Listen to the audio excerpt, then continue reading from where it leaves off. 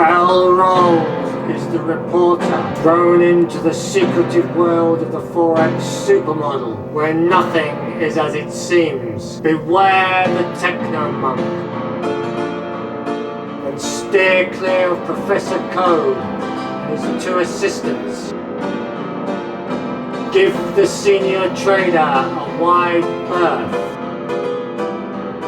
and don't expect any sense from the risk manager.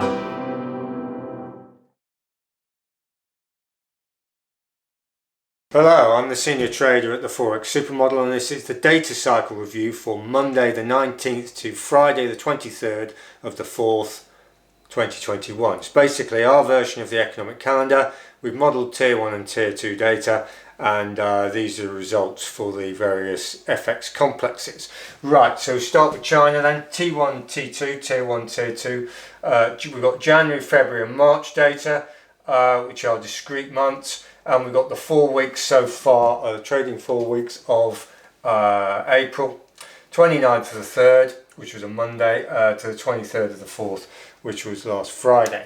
So if we run through them then, so China then, tier 1, -5, -5, +4, +5. So we've got an improvement in the tier 1 going forward. +10, -4, +11, -1. Right, so we've got like a roller coaster cycle on the tier 2, and it's slightly soft on the tier 2 for April. Right, dollar then. Tier 1, -5, +1, -6, +12. So sort of deteriorating in March, but now a big boost in April. Tier 2, +24, +36, -8, deterioration March again, and +22. So we're back to this very strong dollar data cycle for April. Right, we'll stop it there and we'll write them up as we go, so don't go away. Right, welcome back. We've got German data then, and the EUR is the block of the 27 nations. Right, Germany then, tier 1, +4, +7, +2, -1. So slight deterioration in April. +7, +11, +11, +1. Pretty marginal then, so German data is pretty neutral to slightly soft for April. Right, Eurozone as a whole, -6, +13, -2, 0. So tier 1 sort of pretty strong Feb, and then neutral to slightly soft March and April. +5, +6, +14, so incrementally improving, and +5, not so bad tier 2. So the tier 2, and it's holding up in the Eurozone quite reasonably, and we've had strong incremental data January to March. Right, leave it there, move on to the next two. Right, we're back again.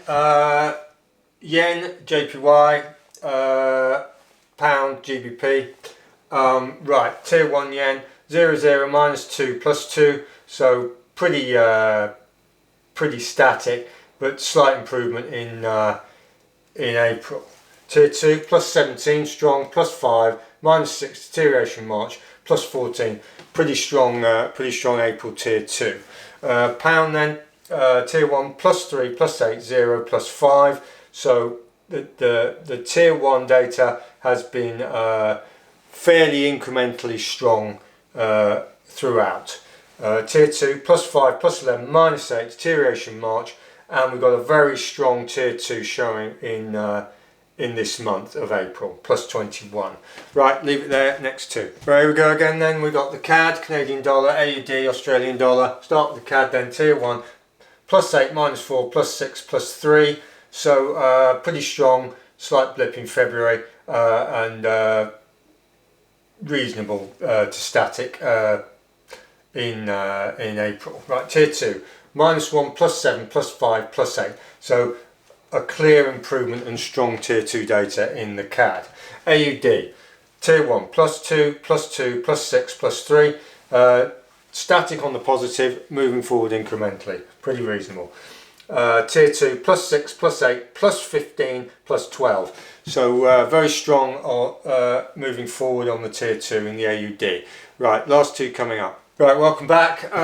NZD, New Zealand dollar, CHF, Swiss franc, chuff. Right, T1, New Zealand dollar, +2, +2, -4, +1. So fairly static. Deterioration in March and just about positive in April. Tier 2, -2, -7, +2, -5. So soft, slightly positive March and soft again April.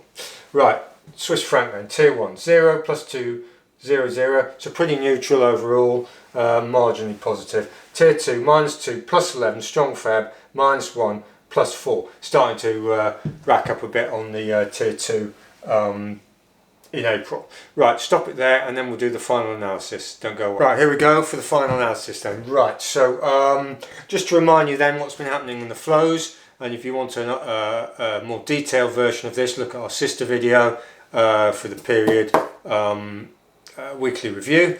Anyway, basically over the last week, the 19th to 23rd of April, we've had a negative opposed driver in the dollar at -257, front and back door flows leading to mainly going into the euro at +201, next into the yen at 140, and the dollar was the negative rock at -84. So dollar weakness has been driving in an opposed manner, and the opposing positive flows have been mainly going into the euro, next into the yen, and the pound has been slightly soft overall. So that puts it into context. Right, so let's just whack through these then. So China on the tier 1's on the up and the tier 2's a little bit marginal to soft. So on balance we'll give China data cycle is improving, particularly on the tier 1.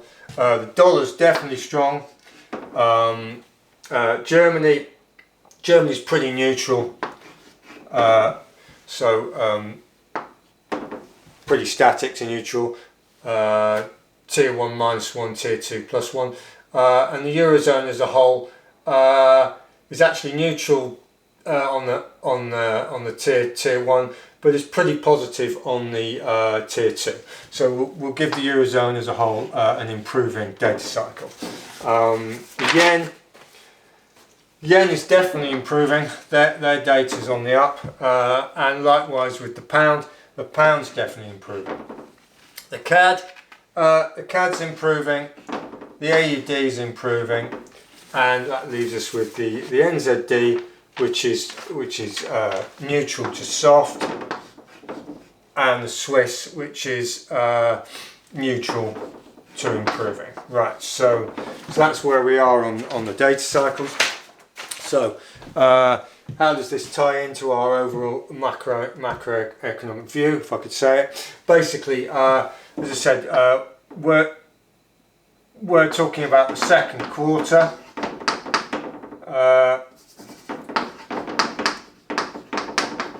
So it's April,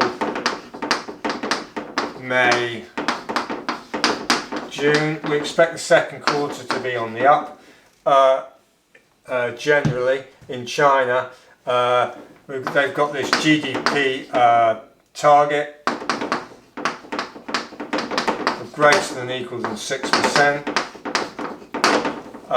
and they're a mile off that at the moment, so that things are going to start ramping up. We've got this 100-year anniversary of the People's Republic of China in July, which spookily is just after the second quarter, so that's something to bear in mind. Right, so we're starting to see commodities on the up. The dollar's been soft. The dollar's been soft despite very strong data, and arguably that's due to the data is due to this massive influx of stimulus, and basically they're printing like crazy in the US, and we're getting a debasement of the currency. The market's waking up to this idea that you're going to get strong data with a weaker dollar, and that's very favourable for commodities like a softer dollar, and therefore that's going to, with the China and the commodities on the up, that sort of feeds into into commodity currencies, the AUD and the NZD. Now, the CAD's often linked with the oil market. The oil market has dirged, but it's holding above $60, which is the sort of benchmark level where all the oil producers aren't freaking too much, although some are much in better shape than others at 60. So we've got this, and we've got this CAD. The CAD rates decision basically altered the game slightly. Whilst they didn't put rates up, they basically hardened their stance on going forward. So that was very positive for the CAD. And this sort of feeds in the AUD, quite strong links with China on the commodities front, and the AUD's got strong data, and this is why we're selling the NZD, which arguably will get a boost from this scenario, but in terms of the euro, the pound, the CAD, and the AUD, these four currencies or FX pairs against the NZD are very pumped at the moment. They're about 85% from their model top, it's our model top, and therefore the elbow room, and we've got a deterioration in the New Zealand dollar data cycle. So the most likely transmissions are you're gonna see a ramp up in the AUD and the CAD against the New Zealand dollar. The pound as a complex as a whole is still only operating at about 26% from the floor. It's the weakest complex, and yet clearly the pound is not the weakest in terms of going forward. We've got our allegedly we've got the COVID situation under wraps, hopefully, and we've got strong economic data. We've left the EU. We're creating our own trade deals, etc. So the future looks relatively rosy for the GBP, and that is not being reflected against the NZD. And the dollar, whilst I say it's getting strong data, it's also basically succumbing to this.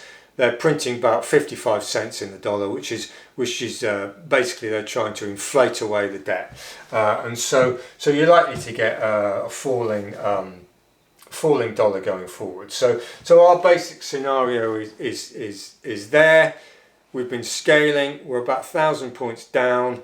It's been a pig to trade, but we're sticking with it, and we feel that we should start to get the turning points going forward. And bearing in mind that next Wednesday, the 28th, is the Fed rates decision. So I hope that was useful. Look out for the sister video, which is the flows for the 19th to 23rd. If not, see you Monday for the daily briefing. Thank you very much.